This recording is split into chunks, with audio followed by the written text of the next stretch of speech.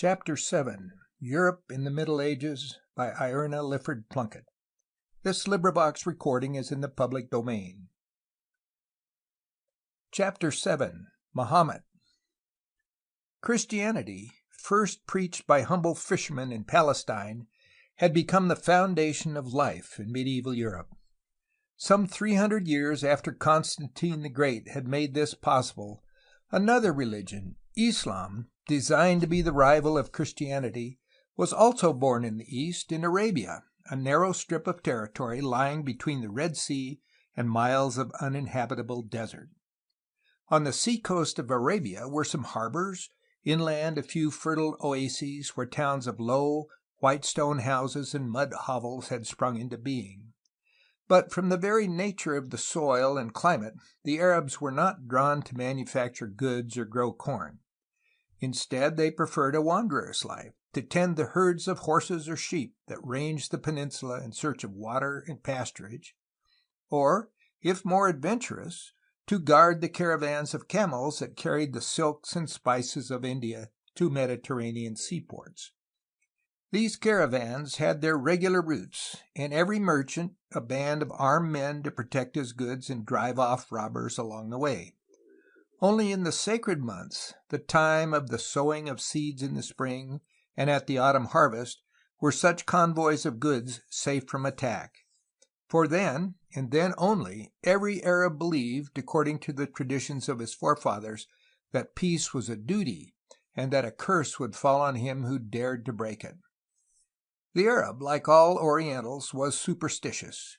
He worshipped Allah, the all-supreme God, but he accepted also a variety of other gods, heavenly bodies, spirits, devils, stones, and idols. One of the most famous Arabian sanctuaries was a temple at Mecca called the Kaaba, where a black stone had been built into the wall that pilgrims would come from long distances to kiss and worship. Amongst the youths of the town who saw the ceremony and himself took part in the religious processions was an orphan lad, Mahomet, 576 to 632, brought up in the house of his uncle Abu Talib. Mahomet was handsome and strong. He had looked after sheep on the edge of the desert, taken part in tribal fights, and from the age of 12 wandered with caravans as far as the seacoast. What distinguished him from his companions was not his education, nor any special skill as a warrior, but his quickness of observation, his tenacious memory, and his gift for bending others to his will. Unable to read, he could only gain knowledge by word of mouth, and wherever he went, amongst the colonies of the Jews who were the chief manufacturers in the towns, or lying beside the campfires of the caravans at night, he would keep his ears open and store up in his mind all the tales that he heard. In this way he learned of the Jewish religion and a garbled version of Christianity. Soon he knew the stories of Joseph and of Abraham and some of the sayings of Christ, and the more he thought over them, the more he grew to hate the idol worship of the Arabs around him. When he was 25, Mahomet married a rich widow, Khadijah, whose caravan he had successfully steered across the desert, and in this way he became a man of independent means, possessing camels and horses of his own. Khadijah was some years older than Mahomet, but she was a very good wife to him, and brought him not only a fortune, but a trust and a belief in his mission that he was to need sorely in the coming years. To her he confided his hatred of idol worship, and also to Abu Bakr, the wealthy son of a cloth merchant of Mecca, who had fallen under his influence.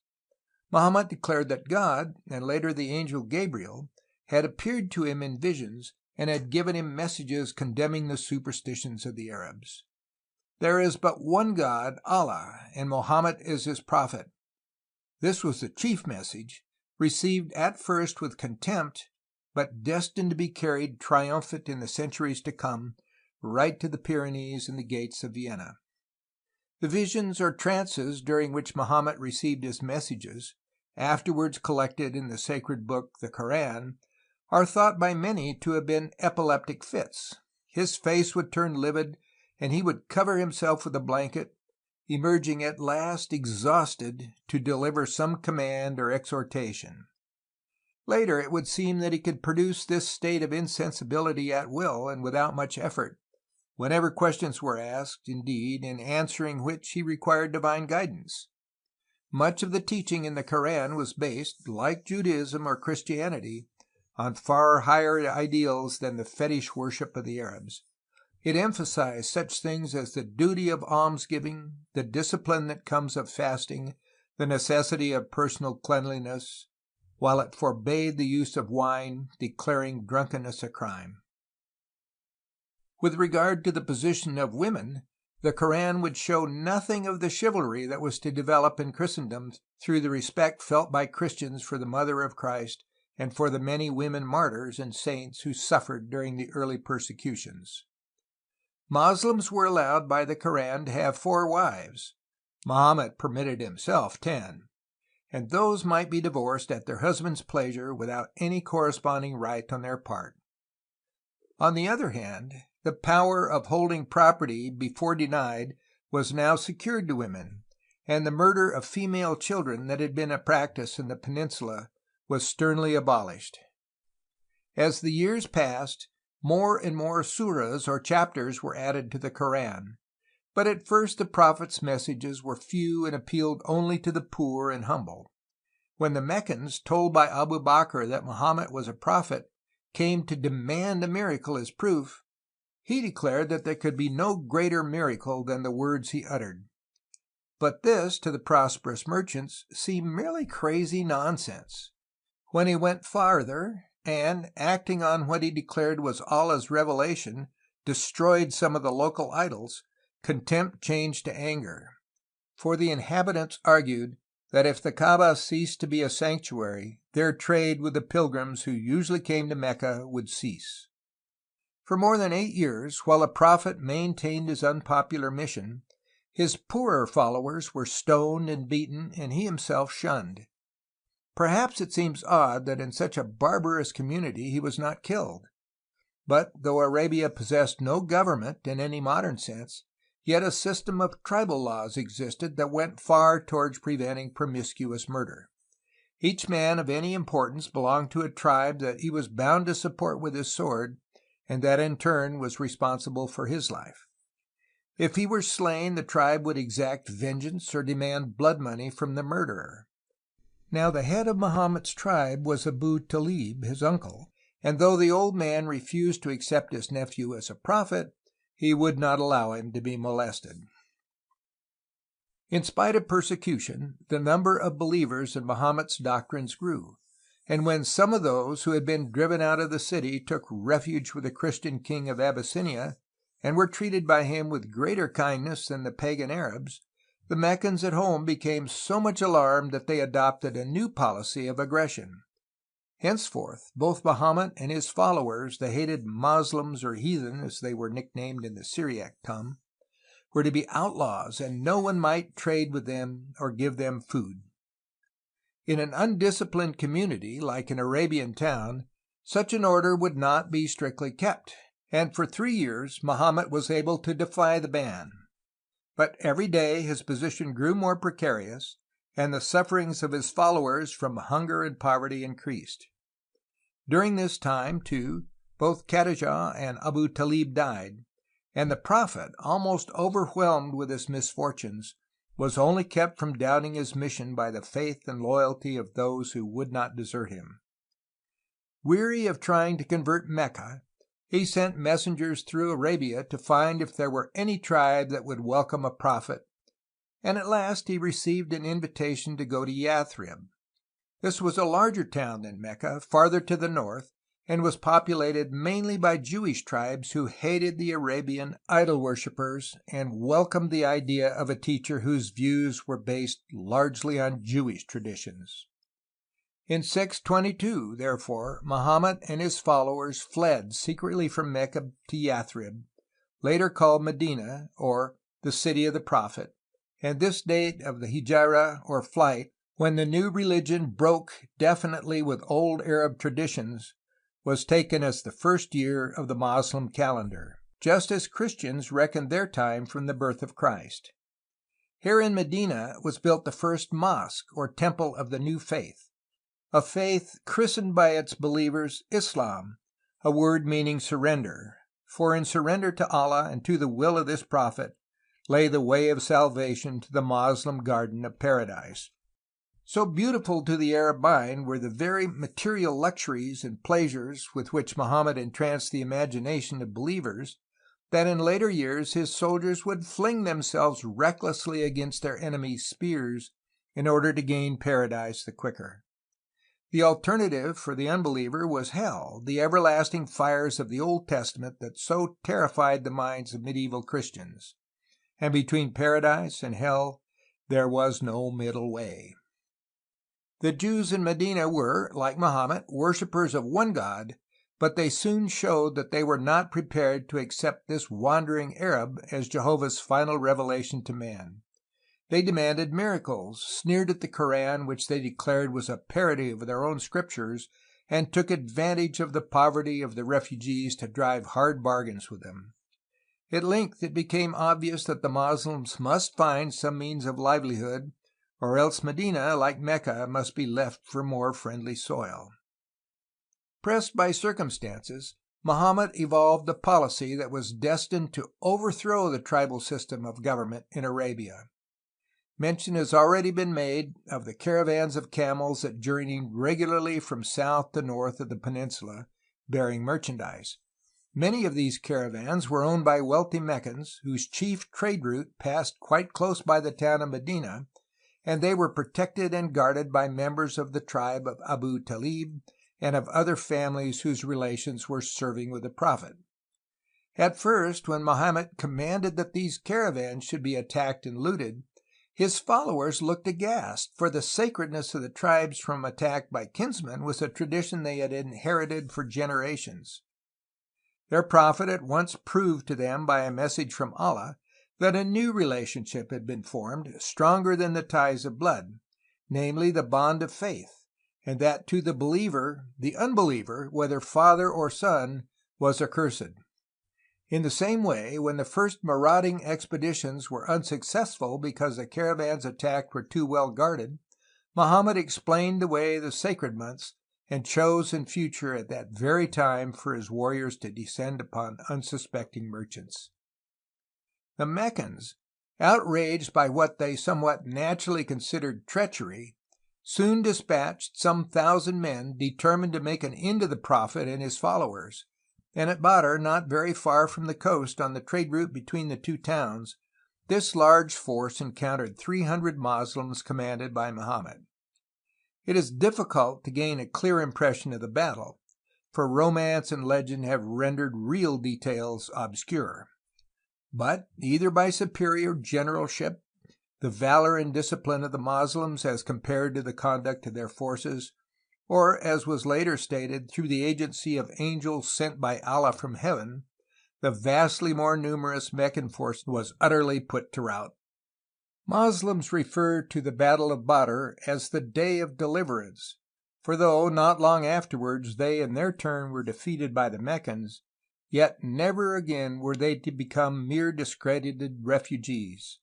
Success pays, and with the victory of Badr as a tangible miracle to satisfy would-be converts, Mahomet soon gained a large army of warriors whom his personality molded into obedience to his will. The Jews who had mocked him had soon cause to repent, for Mahomet, remembering their jibes and the petty persecution to which they had subjected his followers, adopted a definitely hostile attitude towards them. Taking advantage of the reluctance with which these Jews had shared in the defense of Medina and in the throwing up of earthworks to protect it, when the Meccans came to besiege it in the year 5 of the new calendar, Mahomet, as soon as the siege was raised, obtained his revenge. Those Jews of the city who still refused to recognize him as a prophet were slaughtered, their wives and children sold into slavery. The teaching and ritual of the Koran also, once carefully based on the scriptures of Israel, began to cast off this influence, and where of old Mahomet had commanded his followers to look toward Jerusalem in their prayers, he now bade them kneel with their faces toward Mecca. In this command may be seen his new policy of conciliation toward his native town, for Mahomet recognized that in the city of Mecca lay the key to the peninsula, and he was determined to establish his power there, if not by force, then by diplomacy. After some years of negotiation, he persuaded those who had driven him into exile not so much of the truth of his teaching as of the certainty that his presence would bring more pilgrims than ever before to visit the shrine of Kaaba. In AD 630, he entered Mecca in triumph, and the worship of Islam was established in the heart of Arabia. As a concession to the Meccans, divine revelation announced that the sacred black stone built into the temple wall had been hallowed by Abraham, and was therefore worthy of veneration. Instead of a general scheme of revenge, only 2 of Mahomet's enemies were put to death, and it is well to remember that, judged by the standards of his age and race, the prophet was no lover of cruelty. In his teaching, he condemned the use of torture, and throughout his life he was nearly always ready to treat with his foes rather than slay them. Those amongst his enemies who refused him recognition as a prophet, while willing to acknowledge him as a ruler, were usually allowed to live in peace on the payment of a yearly ransom divided amongst the believers. But in cases where he had met with an obstinate refusal or persistent treachery, as from the Jews of Medina, Mahomet would put whole tribes to the sword. In 632 the prophet of Islam died, leaving a group of Arabian tribes bound far more securely together by the faith he had taught them than they could have been by the succession of any royal house. Though Mahomet is dead, yet is Mahomet's God not dead. While Mahomet was still in exile at Medina, it is evident that he already contemplated the idea of gaining the world for Islam. "Let there be in you a nation summoning unto good," says the Quran, and in token of this mission the prophet, in the years following his Arabian victories, sent letters to foreign rulers to announce his ambition. Here is one to the chief of the Copts, a Christian race living in Egypt. Quote, "In the name of Allah the Merciful, from the Apostle of Allah to Chief of the Copts, peace be upon him who follows the guidance. Next I summon thee with the appeal to Islam. Become a Moslem and thou shalt be safe. God shall give thee thy reward twofold. But if thou decline, then on thee is the guilt of the Copts.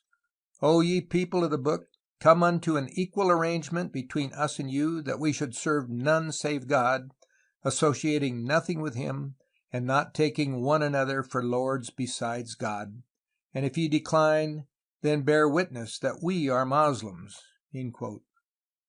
Similar letters were sent to Chosroes, king of Persia, and to Heraclius, the Christian emperor at Constantinople. The former tore the letter in pieces contemptuously, for at that time his kingdom extended over the greater part of Asia. Jerusalem, once the pride of the Eastern Empire, had fallen into his grasp, while his armies were besieging Constantinople itself. A letter that he himself penned to the Christian emperor shows his overweening pride and the depths into which Byzantium had fallen in the public regard. Quote, "Chosroes, greatest of the gods and master of the whole earth, to Heraclius, his vile and insensate slave. Why do you still refuse to submit to our rule and call yourself a king? Have I not destroyed the Greeks? You say that you trust in your God.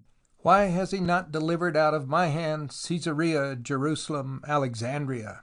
And shall I not also destroy Constantinople? But I will pardon your faults if you will submit to me, and come hither with your wife and children, and I will give you lands, vineyards, and olive groves, and look upon you with a kindly aspect. Do not deceive yourself with vain hope in that Christ, who was not even able to save himself from the Jews, who killed him by nailing him to a cross. Even if you take refuge in the depths of the sea, I shall stretch out my hand and take you, so that you shall see me whether you will or no." Christendom was fortunate in Heraclius. Instead of contemplating either despair or surrender, he called upon the Church to summon all Christians to his aid, and by means of the gold and silver plate presented to him as a war loan by the bishops and clergy, and in command of a large army of volunteers, he beat back the Persians from the very gates of his capital. Not content with a policy of defense, he next invaded Asia, and at the Battle of Nineveh utterly destroyed the hosts of Chosroes. The fallen king, deposed by his subjects, was forced to take refuge in the mountains, and later was thrown into a dungeon, where he died of cold and starvation. Had the reign of Heraclius ended at this date, it would be remembered as a glorious era in the history of Constantinople. But, unfortunately for his fame, another foe was to make much more lasting inroads on his empire, already weakened by the Persian occupation. When the emperor, 610–641, like Chosroes, received Mahomet's letter, he is said to have read it with polite interest. It seemed to him that this fanatic Arab, who hated Jews as much as the Christians did, might turn his successful sword not only against them, but against the Persians. In this surmise Heraclius was right, for under Abu Bakr, now caliph, or successor of Mahomet, since the prophet had left no son, the Moslems invaded Persia. Unfortunately for Heraclius, they were equally bent on an aggressive campaign against the Christian empire. There is but one God, Allah. With this test, and by which they could distinguish friend from foe, the Arab hosts burst through the gate of Syria, and at Yermuk encountered the imperial army sent by Heraclius to oppose them. The Greeks fought so stubbornly that, at first, it seemed that their disciplined valor must win. "Is not paradise before you? Are not hell and Satan behind?" cried the Arab leader to his fanatical hordes, and in response to his words they rallied, broke the opposing lines by the sudden ferocity of their charge, and finally drove the imperial troops in headlong flight. After the Battle of Yermuk, Syria fell and Palestine was invaded. In 637 Jerusalem became a Moslem town, with a mosque standing where once had been the famous Temple of Solomon. Mahomet had declared Jerusalem a sanctuary only second in glory to Mecca, and his followers, with a toleration strange in that age, left under Christian guardianship the tomb of the Holy Sepulchre and other sacred sites. After Syria, Palestine; after Palestine, Egypt and the North African coastline. The dying Heraclius heard nothing but the bitter news of disaster, and after his death the quarrels of his descendants increased the feebleness of Christian resistance.